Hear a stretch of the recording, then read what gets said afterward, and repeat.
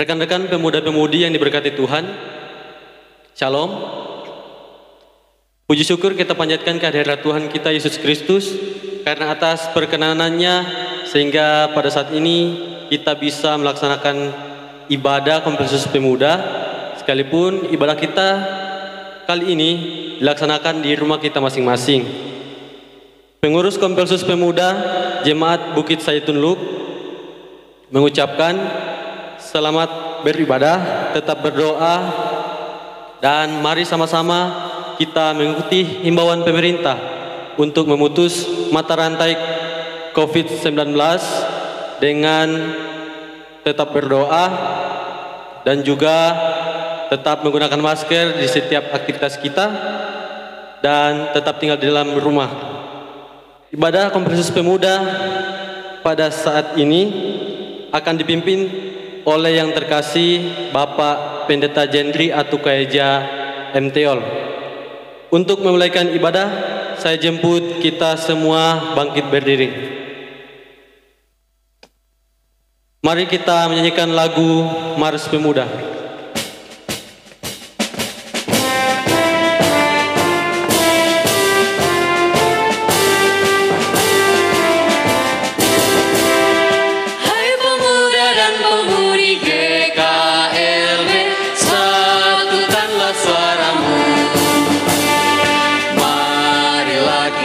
Bersama-sama kerjakan panggilannya.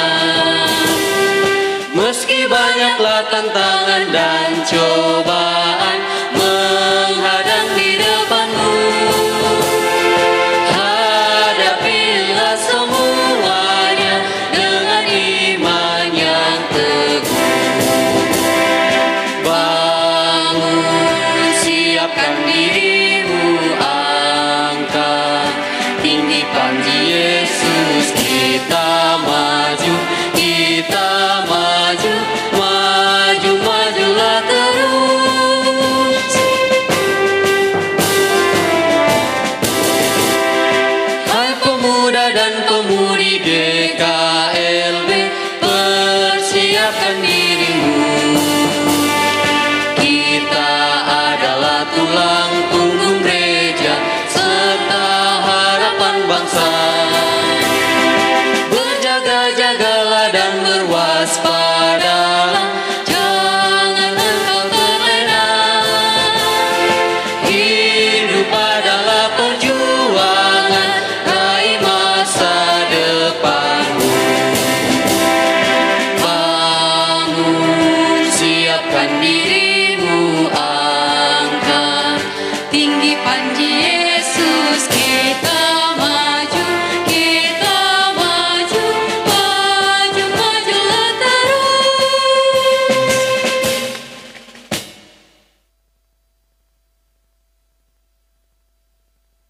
Kita habiskan ibadah Kompelsus Pemuda saat ini. Jadilah kiranya ibadah Kompelsus Pemuda Jemaat Bukit Zaitun Luwuk saat ini hanya di dalam nama Allah Bapa, Anak, dan Roh Kudus. Kasih karunia Tuhan Yesus Kristus menyertai kita sekalian. Amin. Disilakan duduk kembali. Kembali kita mengagungkan Tuhan melalui Kidung Jemaat nomor 17, bait yang pertama, Tuhan Allah hadir.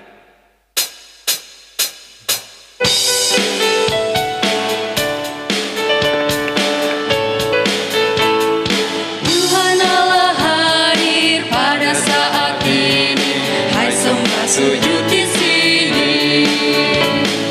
Diam dengan hormat tubuh serta jiwa, tunduklah menghadap Dia. Marilah umatnya, hatimu serahkan dalam kerendahan. Menjalani kehidupan yang Tuhan karuniakan kepada kita sebagai orang muda, kita harus mengakui bahwa ada begitu banyak kesempatan yang Tuhan berikan. Tetapi terkadang keinginan daging membuat kita lalai melakukan apa yang Tuhan kehendaki. Ada banyak kali kita telah melakukan hal-hal yang tidak berkenan di hadapan kekudusan Tuhan. Karena itu saat ini kita akan mengaku dosa-dosa kita. Mari kita berdoa. Bapa kami di dalam Yesus Kristus Tuhan dan Juru Selamat, dalam ibadah saat ini, kami sebagai Kompelsus Pemuda datang menghampiri kekudusan, mengakui akan segala dosa dan kesalahan kami yang telah kami perbuat, baik itu melalui perkataan, pikiran, dan juga dalam perbuatan kami. Karena itu ya Bapa, kami mohon ampuni kami akan segala dosa dan kesalahan kami. Baharui hidup kami, agar kami boleh layak disebut sebagai anak-anak kekasih-Mu.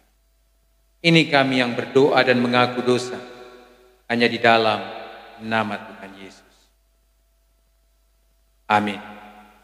Bagi kita yang telah mengaku dosa di hadapan Tuhan, dengarkanlah berita anugerah Allah yang terambil di dalam kitab Kisah Para Rasul pasalnya yang keempat, ayatnya yang ke-12. Kisah Para Rasul pasal 4 ayat yang ke-12 berkata, "Dan keselamatan tidak ada di dalam siapapun juga selain di dalam Dia. Sebab di bawah kolong langit ini tidak ada nama lain yang diberikan kepada manusia yang olehnya kita dapat diselamatkan." Demikian firman Tuhan. Kembali kita akan mengagungkan Tuhan melalui Kidung Jemaat nomor 36, dihapuskan dosa.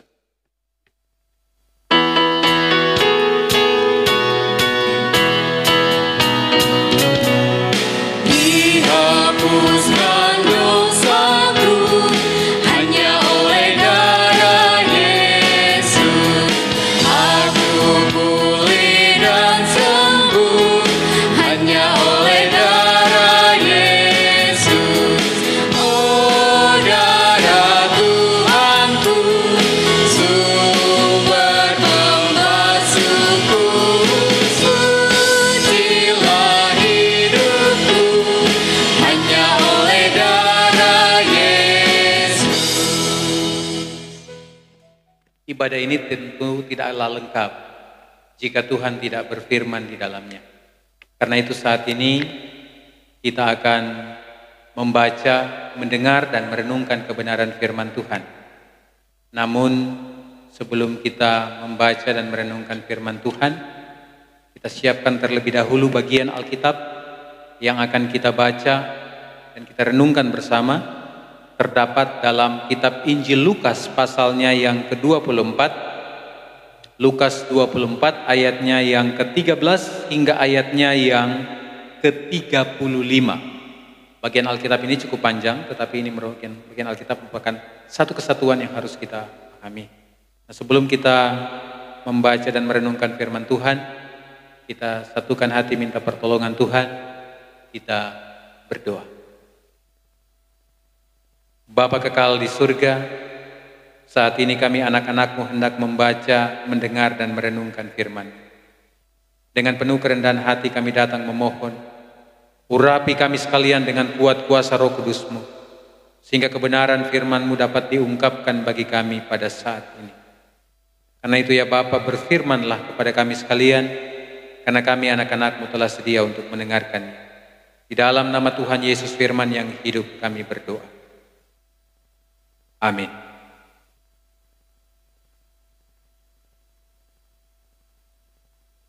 Lukas pasalnya yang ke-24 ayat yang ke-13 sampai ayatnya yang ke-35.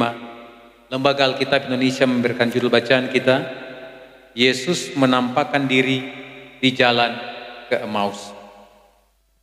Pada hari itu juga, 2 orang dari murid Yesus pergi ke sebuah kampung bernama Emmaus yang terletak kira-kira 7 mil jauhnya dari Yerusalem.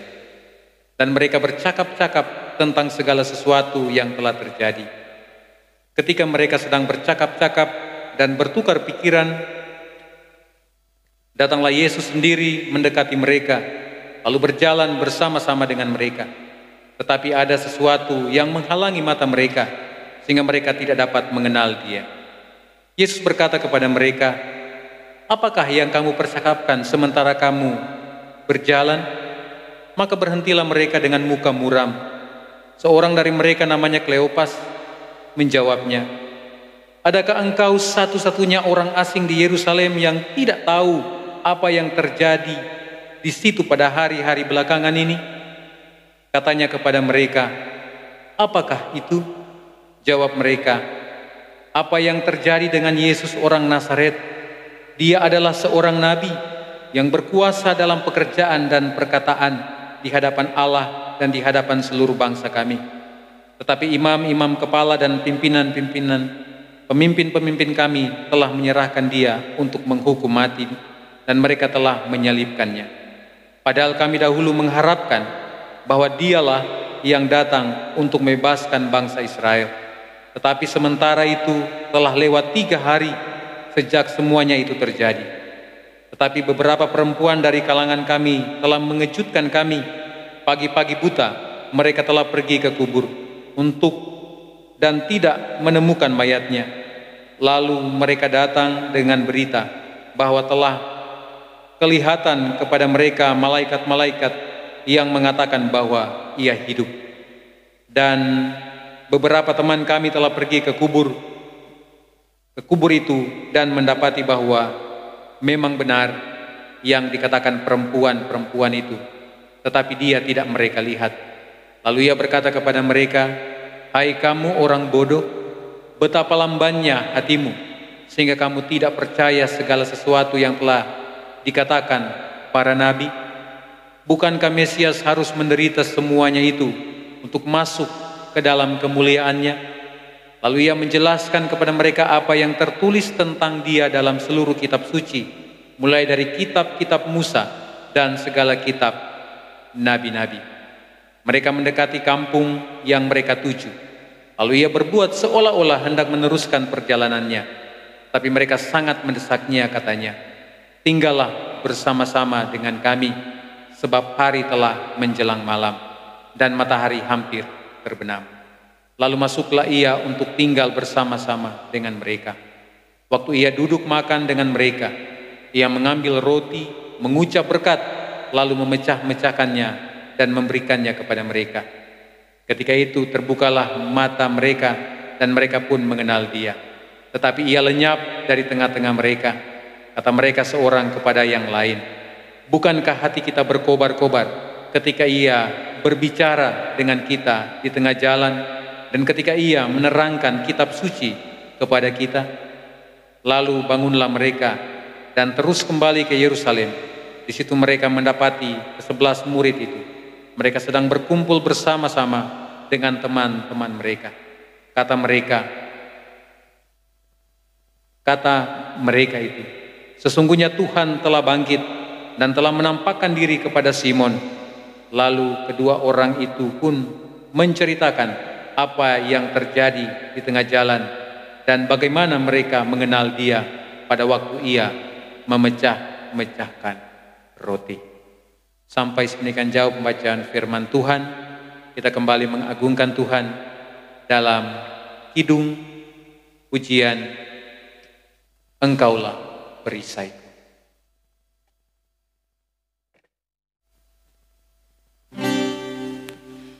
Ku kan berdiri di tengah badai dengan kekuatan yang Kau berikan.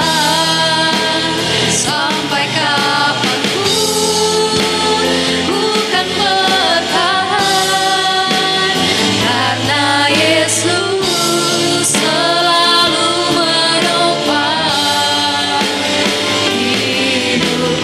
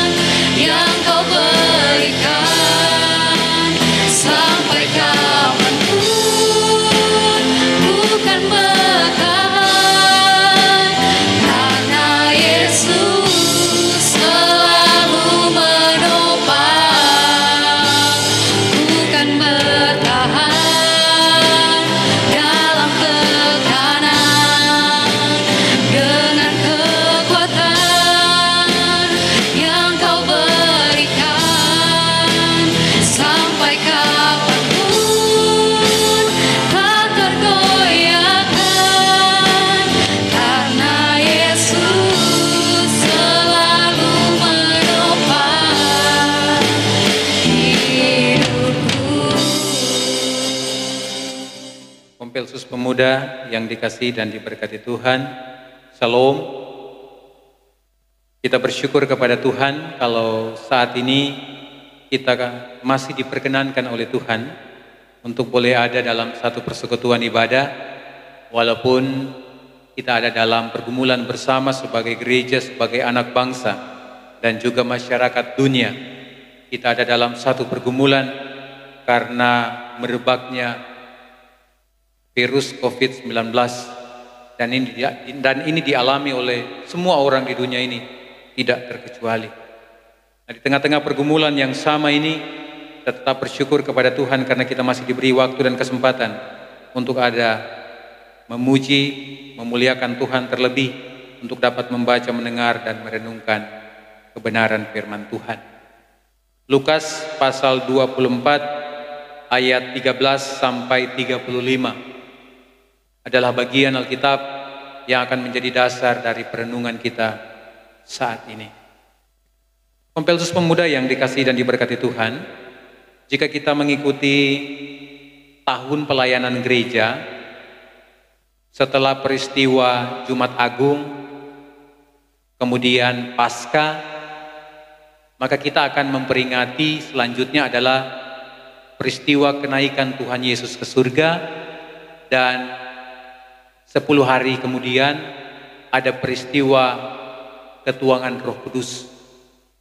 Jadi kalau kita hitung-hitung waktu yang ada dari peristiwa Paskah sampai peristiwa kenaikan Tuhan Yesus adalah masa-masa yang disebut dalam tahun gereja masa-masa Epifania atau Epifani.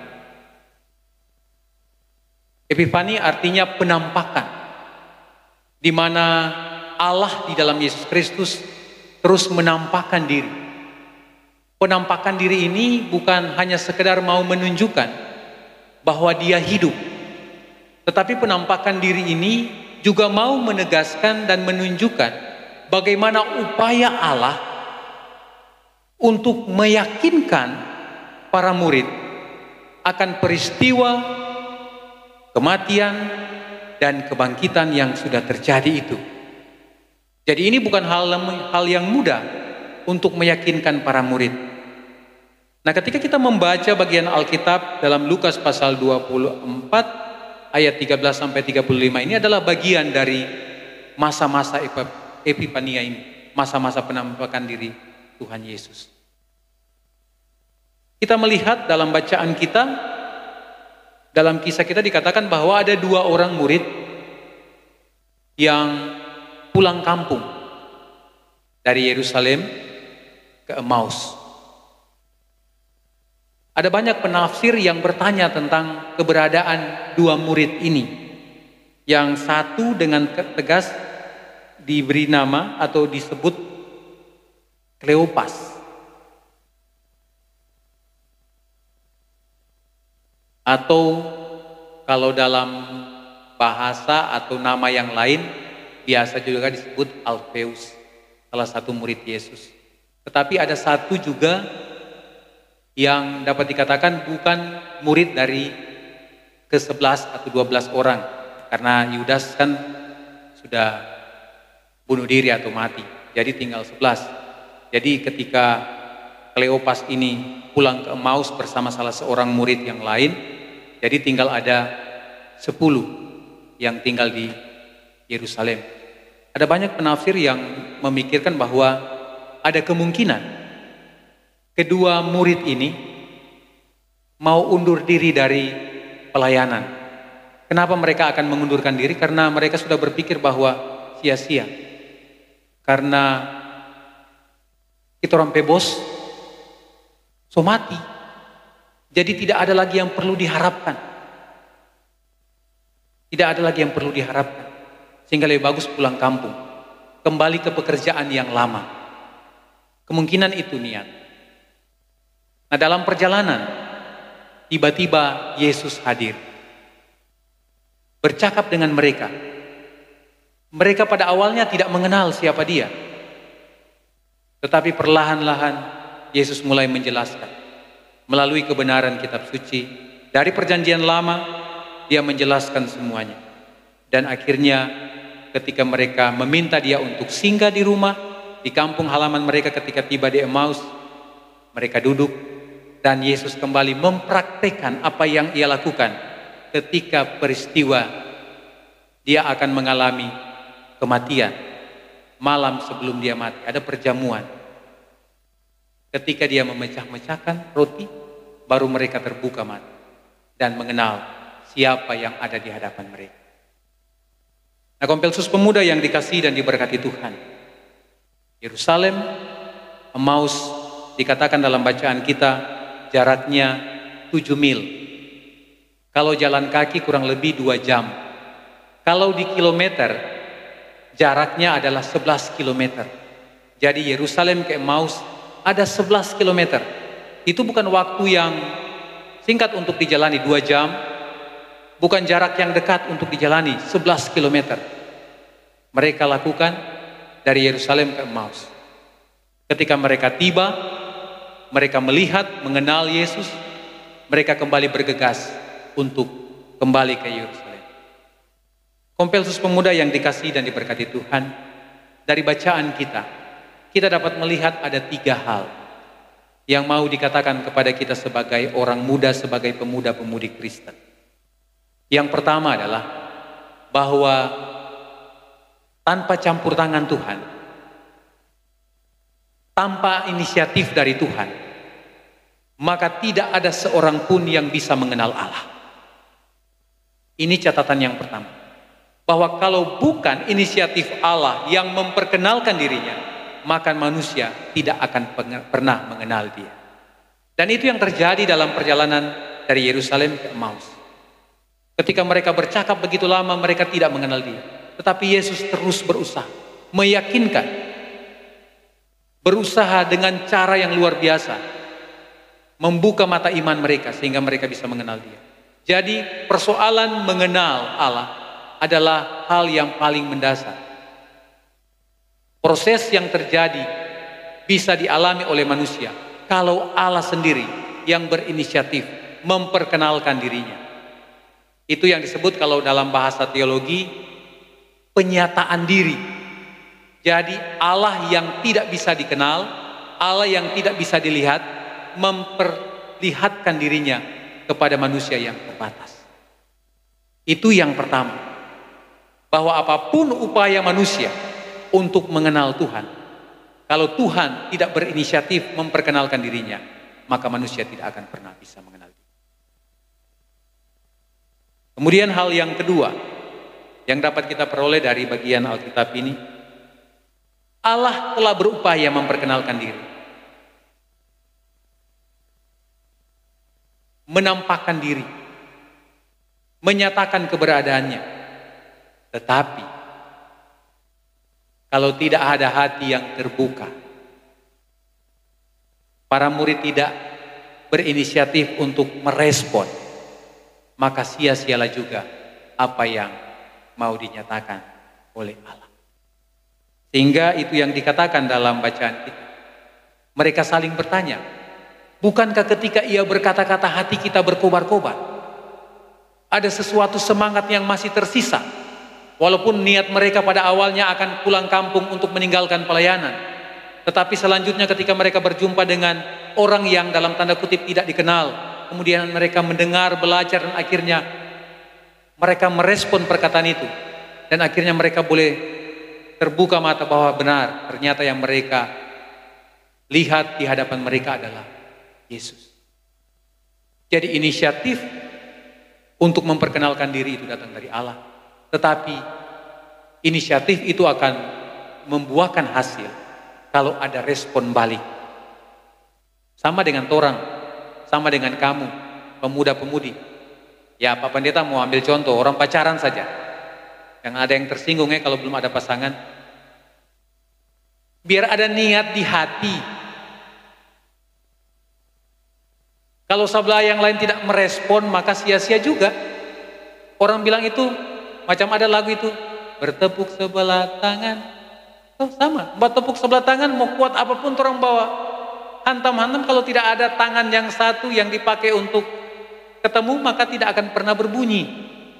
Demikian juga ketika Tuhan menyatakan dirinya dan tidak ada respon balik dari manusia, maka hasilnya pun akan nol.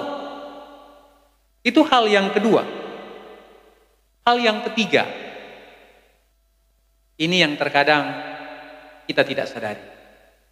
Hal yang ketiga adalah ketika kita mengenal siapa Yesus, ketika kita sudah belajar tentang siapa Yesus, selanjutnya sebenarnya ada tugas untuk bersaksi tentang Yesus. Dan ini terkadang membuat pemuda-pemudi menjadi malas.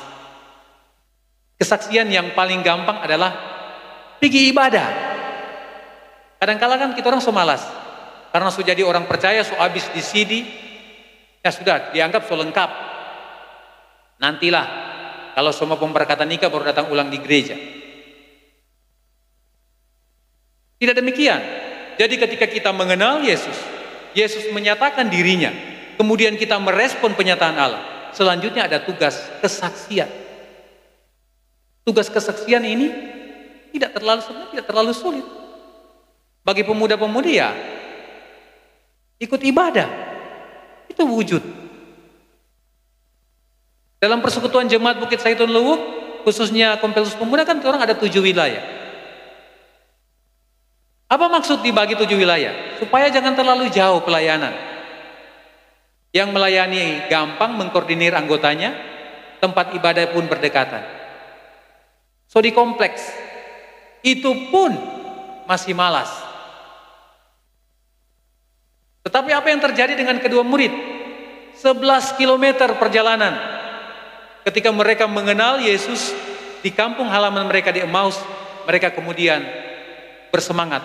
Torang pulang lagi ke Yerusalem, menyaksikan bahwa torang so bertemu dengan Tuhan Yesus. Ini hal penting. Jadi kekayaan firman Tuhan yang sudah kita peroleh dari Tuhan harus kita bagikan. Jangan disimpan sendiri. Kalau kita orang simpan sendiri itu, maka kita tidak akan pernah berbuah. Kalau para murid 2 orang ini boleh berjalan kembali dari Emmaus ke Yerusalem, harus menempuh jarak 11 km lagi. Mereka tidak baku pusing dengan itu. Pertanyaannya adalah, bagaimana dengan ketorang, Kompelsus Pemuda, yang sudah hidup sebagai orang Kristen, yang lahir dari keluarga Kristen, mungkin juga ada bapak ibunya adalah pelayan, penatua diaken, mungkin juga ada DP Oma, DP Opa adalah pendeta,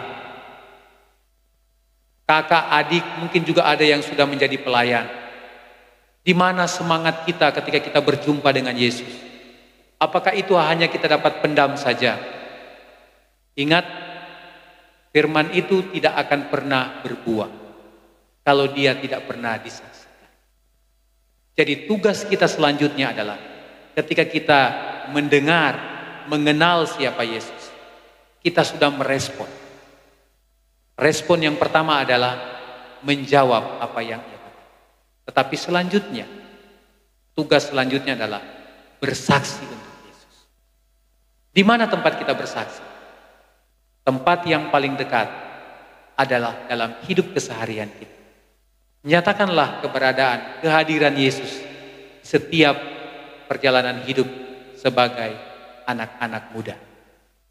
Hidup sopan, hidup teratur. Jangan nanti mau ibadah baru dapat lihat manis, baru dapat lihat gagah. Nanti mau ibadah baru dapat lihat mau mandi, mau klimis pakaian apa segala macam disetrika. Tapi kalau orang yang sudah mengenal Kristus, kesehariannya harus menyatakan itu. Kebersihan harus nyata. Bukan nanti mau ibadah baru dapat lihat bersih. Bukan nanti dalam gereja atau di tempat ibadah baru kelihatan sopan untuk berkata, sopan untuk menyapa. Semua sudah jadi taman. Kalau di luar cuek, sapa ngana sapa kita. Nanti ada urusan baru. Dia cuma sibuk dengan komunitasnya. Misalnya komunitas papancing, komunitas yang lain-lain. Kalau dengan komunitasnya dia akrab, tetapi dengan yang lain-lain dia tidak. Mudah-mudahan hal ini tidak terjadi dalam Kompelsus Pemuda. Kita sementara menghadapi pandemi COVID-19 yang sangat mengerikan. Kebersamaan diperlukan untuk mengatasi wabah ini. kebersamaan yang utama adalah di dalam doa kepada Tuhan. Dan kalau kita diberikan kesempatan untuk berkumpul, tanggalkan semua HP, jangan sibuk dengan urusan di luar negeri sana, sedangkan taman di dekat orang cuek. Jadi utamakan kebersamaan yang dekat dulu. Jangan yang dekat jadi jauh, yang jauh jadi dekat. Yang jauh kita orang hargai, yang dekat kita orang cuek. Kiranya firman Tuhan hari ini boleh terus mewarnai perjalanan hidup kita. Tuhan Yesus memberkati di tengah-tengah pergumulan bersama. Shalom. Amin. Ada begitu banyak berkat yang sudah Tuhan nyatakan dalam perjalanan hidup kita. Dan saat ini kita akan menyatakan ungkapan syukur kita kepada Tuhan. Sambil kita memberikan persembahan syukur, kita akan memuji Tuhan melalui Kidung Jemaat nomor 299. Kita lakukan 2 kali bersyukur kepada Tuhan.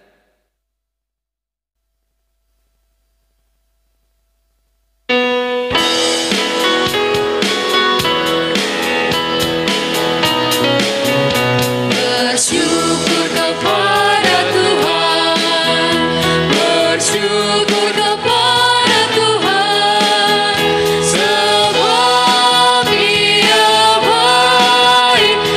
Bersyukur kepada Tuhan,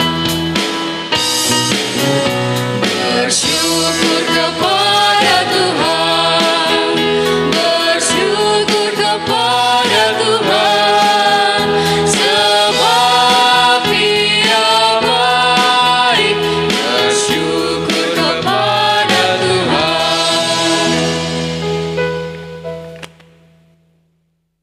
Kita akan masuk di dalam doa syafaat dan juga doa persembahan. Untuk itu mari kita satukan hati, kita berdoa.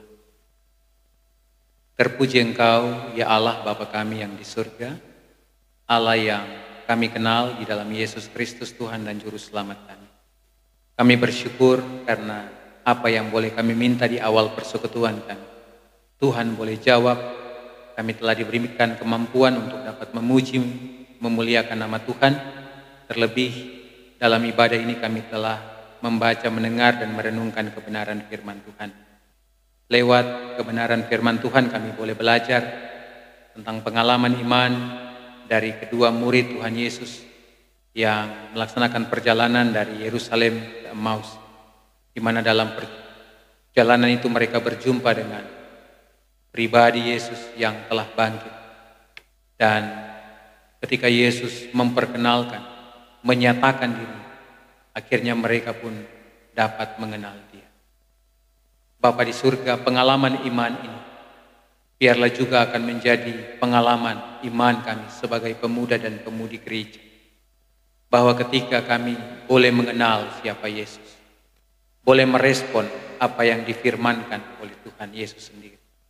Ajar kami untuk menjadi pelaku-pelaku firman, menyatakan kesaksian dimanapun kami hidup dan berkarya. Kami harus mengakui bahwa terkadang dalam menjalani kehidupan sebagai pemuda dan pemudi, kami malas menyatakan kesaksian, padahal kami sudah mengenal siapa Yesus yang telah menebus dosa dan menyelamatkan. Tetapi dalam kenyataan, kami terlalu egois dengan kepentingan kami sendiri, kami sibuk dengan waktu kami sendiri, sibuk dengan pekerjaan kami, sehingga kami lupa akan tugas tanggung jawab untuk menyatakan kesaksian tentang Yesus yang telah mati, bangkit, dan menyelamatkan kami. Karena itu ya Bapa, biarlah Engkau meteraikan firman-Mu, sehingga kami boleh menjadi pelaku-pelaku firman yang setia. Saat ini hamba-Mu berdoa bagi kami sebagai Kompelsus Pemuda Jemaat Bukit Zaitun Luwuk, dalam seluruh keberadaan kehidupan kami. Saat ini kami ada dalam pergumulan menghadapi pandemik virus COVID-19 yang tentunya membuat banyak orang menjadi takut. Bahkan tidak sedikit anak-anak Tuhan menjadi khawatir tentang kehidupan yang sementara ia jalani. Tetapi biarlah Engkau akan terus memampukan kami, mengajarkan kami untuk tidak takut menjalani kehidupan, karena kami memiliki Allah yang hidup, Allah yang telah menyatakan diri dan menyelamatkan kami. Oleh karena itu Tuhan, karuniakan kami hikmat untuk boleh menjalani kehidupan ini dengan iman dan juga hikmat yang Tuhan karuniakan.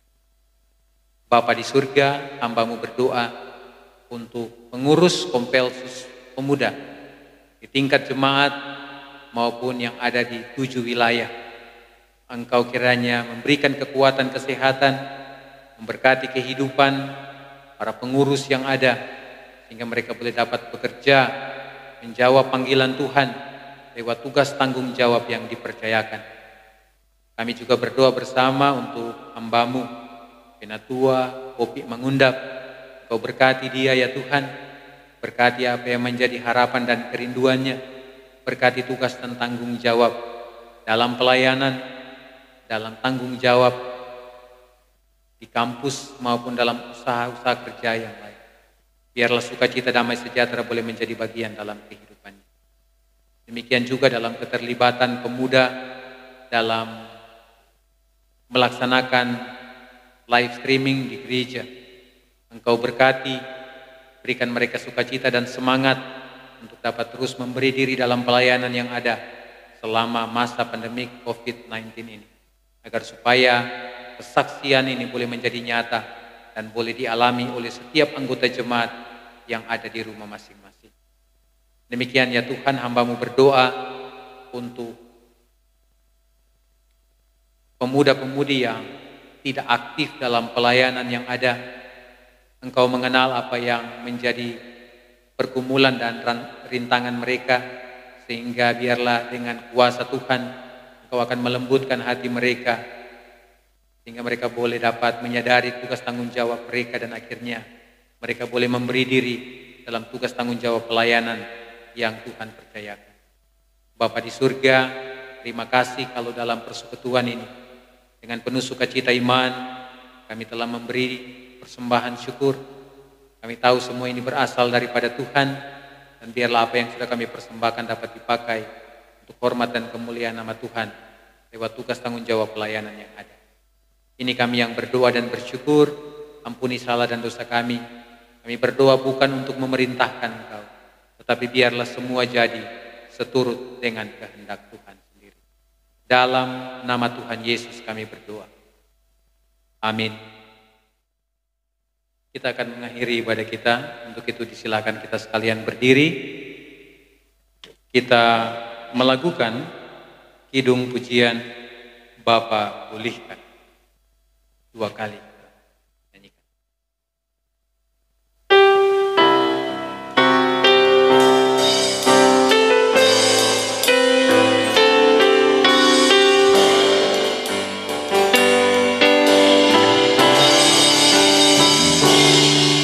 Kami umat-Mu rendahkan diri, sujud dan berdoa.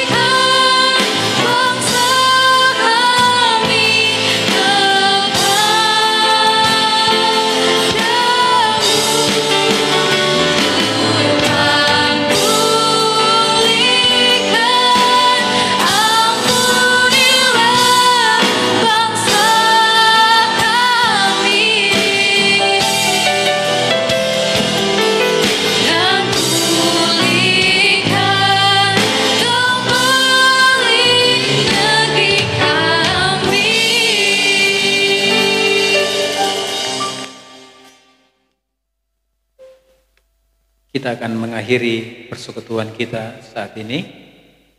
Kita semua percaya bahwa firman Tuhan akan menjadi bagian perjalanan kehidupan kita bersama. Tugas tanggung jawab kita tidak berakhir di tempat kita ibadah, tetapi akan dimulai ketika kita keluar dari tempat ibadah. Untuk itu pulanglah dalam damai sejahtera dan terimalah berkat Tuhan. Kasih karunia Tuhan kita Yesus Kristus, pengasihan Allah Bapa, dan persekutuan dengan Roh Kudus akan menjadi bagian dalam kehidupan masa muda kita, mulai saat ini, kekal selama-lamanya.